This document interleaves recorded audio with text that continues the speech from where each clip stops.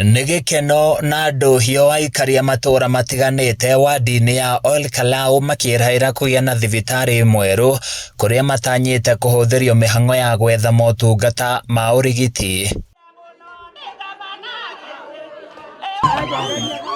Akiaria thutha wa kũhingũra thibitarĩ ũyũ wa Munyeki, Gavana Kĩarĩ Badilisha augĩte matacũkĩtie ikinya rĩrĩ amwe andũ makoretwo makĩrĩra na gũtangĩka kũingĩ nĩ ũndũ makoretwo magĩthiĩ thibitarĩ-inĩ wa JM Memorial ũrĩa ũraihĩrĩirie na makĩria ma kilomita 10. Thibitarĩ ĩno nĩ marĩhotaga kuma mĩciĩ yao magoka handũ hakuhĩ kilomita 1, kilomita 2, kilomita 3. Kumagia hau thibitarĩ witũ wa JM nĩ tũkũnyihanyihia raini iria ikoragwo ciĩ kũu tondũ andũ a mĩrimũ ĩno mĩnini, homa, gũthiĩ kuohwo kĩronda na tũmaũndũ ta mau nĩ marĩkagĩrwo haha. Na CHP aitũ nao arĩa matũnyitagĩrĩra rĩu mena wabici haha nĩho marĩribaga cases ciao.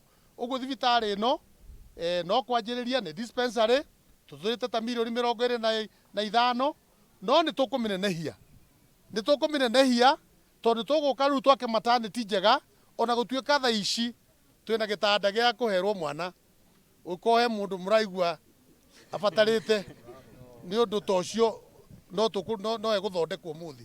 Andũ megũkũ na nĩkĩo ũrona nĩ tũrathiĩ na mbere kũrĩa andũ nĩ marathimwo cukari, nĩ marathimwo pressure, nĩ marathimwo diabetes, nĩ marathimwo ithimo icio nĩ irathiĩ na mbere na arĩa maronekana marĩ na thĩna ũcio nĩ tũkũmateithia tondũ thibitarĩ ĩno ĩna ndawa already. Badilisha augĩte mahũthĩrĩte ciringi mirioni 25 gwaka thibitarĩ ũyũ kũrĩa ongereire na gũtarĩria wĩhotori wa thirikari mĩhang'o-inĩ ya kũgacĩrithia motungata rũhonge-inĩ rũrũ itanya-inĩ rĩa gũtigĩrĩra aikari matiratangĩka. Tũra nderire andũ a Nyandarua niĩ wa mbere nĩ kũthinga marima ma ũici wa mbia cia thirikari ũrĩa wakoragwo hau mbere. Ũndũ wa kerĩ nĩ gũtigĩrĩra ciringi ĩrĩa yoneka nĩ twamĩrutithia wĩra.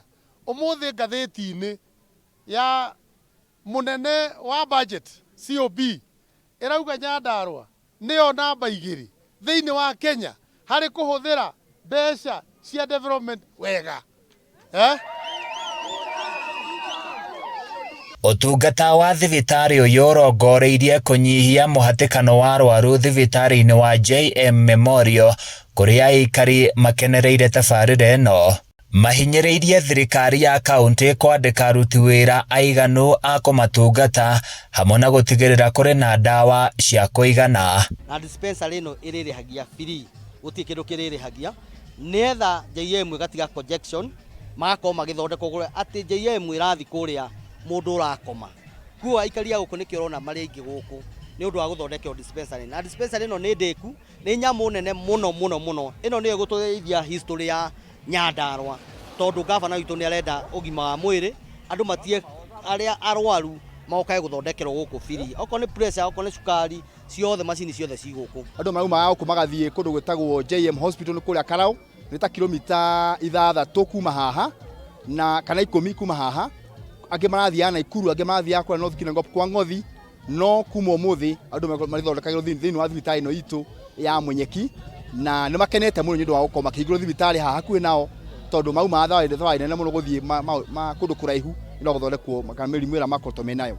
Handũ-inĩ ya Kameme TV kuma Olkalau kaunti-inĩ ya Nyandarua niĩ njĩtagwo Francis Mwangi wa Wawĩra.